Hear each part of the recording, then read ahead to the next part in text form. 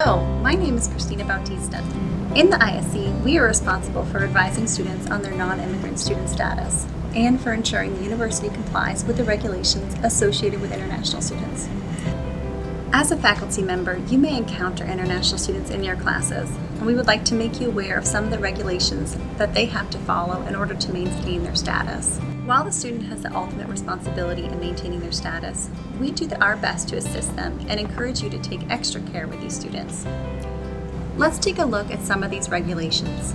International students must maintain full-time enrollment each semester. Undergraduate students are required a minimum of 12 credit hours, with at least 9 credit hours residentially, whereas graduate students must maintain a minimum of 9 credit hours with a total of at least 6 credit hours residentially.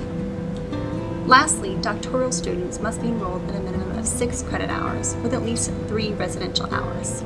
International students must satisfy both institutional and federal regulations. As such, withdrawing from courses or receiving a failure for non-attendance, also known as an FN, will impact their non-immigrant student status if the withdrawal or failure for non-attendance drops the student below full-time. Also, when an FN is posted late on the student's account, it creates difficulties to seek reinstatement back into the class or pursue other available avenues for international students to maintain their non-immigrant status. In cases where the student falls below full-time and they are unable to reverse the situation, the international student is faced with a severe risk of having their non-immigrant government student record terminated. An international student with a terminated record must leave the United States in order to prevent staying illegally or seek an expensive and long process of reinstatement.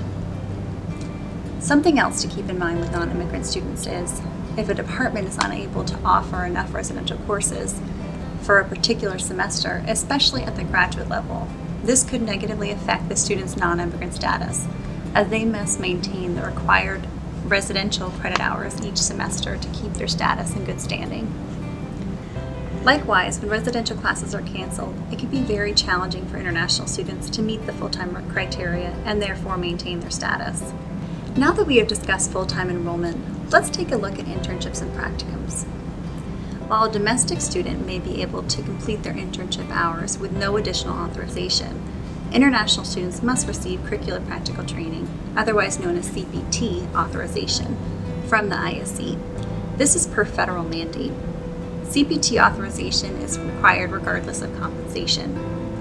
Students can be directed to the ISC for more information about the application process for a CPT. I hope this video has been helpful to you in explaining some of the regulations associated with international students. The international student population plays a vital role in Liberty University's culture.